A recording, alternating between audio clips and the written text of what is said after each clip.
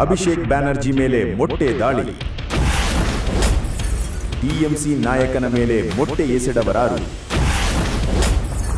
Arrest ಆದ ಕಿಡಿಗೇಡಿಗಳು TMC ಕಾರ್ಯಕರ್ತರ?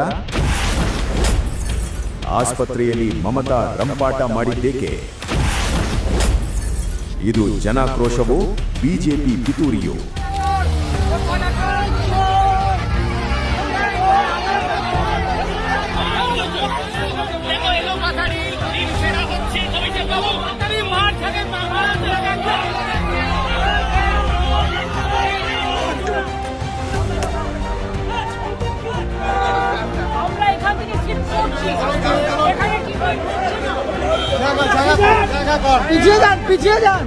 ಈ ದೃಶ್ಯವನ್ನು ಇಷ್ಟೊತ್ತಿಗೆ ನೀವು ಬಹುಶಃ ನೋಡೇ ಇರ್ತೀರಿ.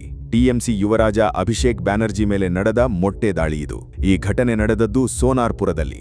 ಇದು ಕೋಲ್ಕತ್ತಾದ ಕೂಗಳತೆ ದೂರದಲ್ಲಿದೆ. ಇತ್ತೀಚೆಗೆ ಮೃತಪಟ್ಟ ಟಿಎಂಸಿ ಕಾರ್ಯಕರ್ತನ ಮನೆಗೆ ಅಭಿಷೇಕ್ ಬ್ಯಾನರ್ಜಿ ಸಾಂತ್ವನ ಹೇಳಲು ಬಂದಾಗ ಈ ಘಟನೆ ನಡೆಯಿತು.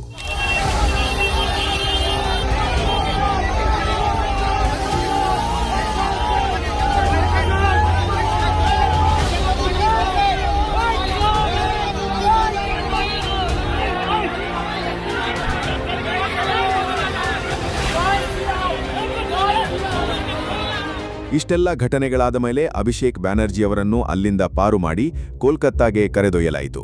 ಕೋಲ್ಕತ್ತಾದಲ್ಲಿ ಅವರು ಸೀದಾ ಹೋಗಿದ್ದು ಬೆಲ್ವ್ಯೂ ಅನ್ನೋ ಖಾಸಗಿ ಆಸ್ಪತ್ರೆಗೆ.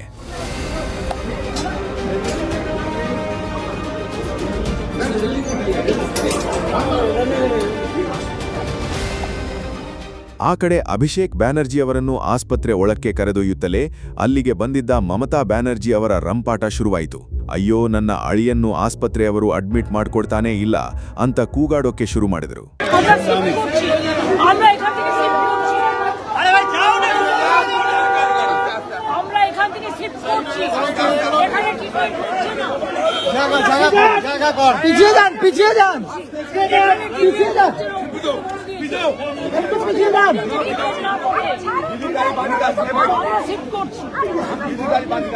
ಮಮತಾ ಬ್ಯಾನರ್ಜಿ ಇಲ್ಲಿ ಆಸ್ಪತ್ರೆ ವಿರುದ್ಧ ಕೂಗಾಡೋಕೆ ಶುರು ಮಾಡ್ತಿದ್ದಂಗೆ ವಾಸ್ತವ ಸತ್ಯ ಹೊರಗೆ ಬಿತ್ತು. ಅಭಿಷೇಕ್ ಬ್ಯಾನರ್ಜಿ ಅವರನ್ನು ಅಡ್ಮಿಟ್ ಮಾಡಿಕೊಳ್ಳುವಂತಹದ್ದು ಏನೂ ಆಗಿಲ್ಲ. ಅವರ ಮೇಲೆ ಯಾವ ಗಾಯನೂ ಇಲ್ಲ. ಪ್ರಥಮ ಚಿಕಿತ್ಸೆ ಕೊಡಲಾಗಿದೆ. ಅವರು ಮನೆಗೆ ಹೋಗಬಹುದು ಅಂದು ಆ ಆಸ್ಪತ್ರೆ ವೈದ್ಯರು ಹೇಳಿದ್ರು. ಆದರೂ ಮಮತಾ ಅಭಿಷೇಕ್ ಅವರನ್ನು ಅಡ್ಮಿಟ್ ಮಾಡಿಕೊಳ್ಳಲೇಬೇಕೆಂದು ಹಠ ಹಿಡಿದಿದ್ರು. ಆಸ್ಪತ್ರೆಯ ಸಿಇಒಗೆ ಮಮತಾ ಧಮ್ಕಿ ಹಾಕ್ತಿದ್ದಾರೆ ಎನ್ನಲಾದ ಆಡಿಯೋ ಸಹ ಬಳಿಕ ವೈರಲ್ ಆಯಿತು.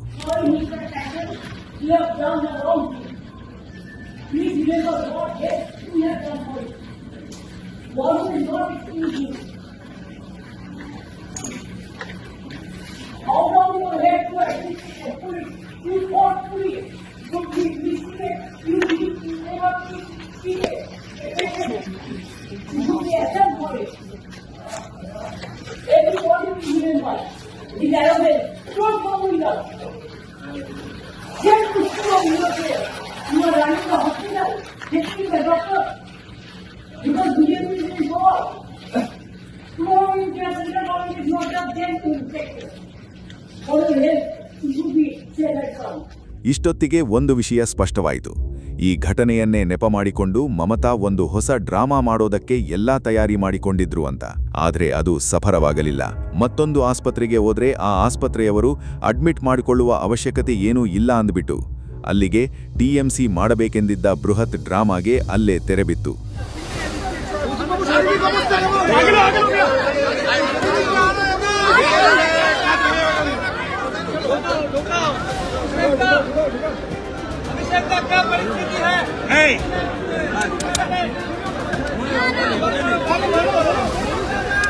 ಈ ಮಧ್ಯೆ ಮೊಟ್ಟೆ ಎಸೆತ ಪ್ರಕರಣಕ್ಕೆ ಸಂಬಂಧಿಸಿದಂತೆ 5 ಜನರನ್ನು 24 ಗಂಟೆಗಳೊಳಗೆ ಬಂಗಾಳ ಪೊಲೀಸರು ಅರೆಸ್ಟ್ ಮಾಡಿದ್ದಾರೆ. ಬಿಜೆಪಿ ಮೂಲಗಳು ಮತ್ತು ಸೋನಾರ್ಪುರದ ಸ್ಥಳೀಯರು ಹೇಳುವಂತೆ ಅರೆಸ್ಟ್ ಆದವರು ಪಕ್ಕಾ ಟಿಎಂಸಿ ಕಾರ್ಯಕರ್ತರು. ಆದರೆ ಟಿಎಂಸಿ ಪ್ರಕಾರ ಇವರು ಬಿಜೆಪಿ ಕಾರ್ಯಕರ್ತರು.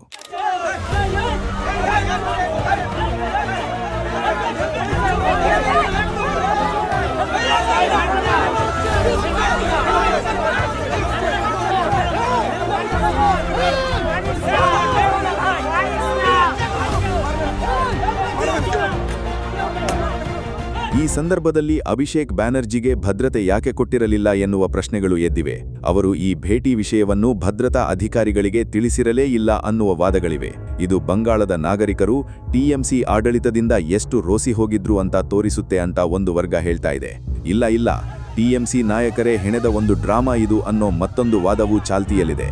ಇದು ಡ್ರಾಮಾನೋ ಏನೋ ಗೊತ್ತಿಲ್ಲ, ಆದ್ರೆ ಹೈ ಡ್ರಾಮಾ ನಡೆದದ್ದಂತೂ ಸತ್ಯ. ಅದು ಮುಂದಿನ ದಿನಗಳಲ್ಲಿ ಯಾವ ರಾಜಕೀಯ ರೂಪ ಪಡೆಯುತ್ತೆ ಅನ್ನೋದು ಇನ್ನಷ್ಟು ಕುತೂಹಲದ ಅಂಶವಾಗಿದೆ.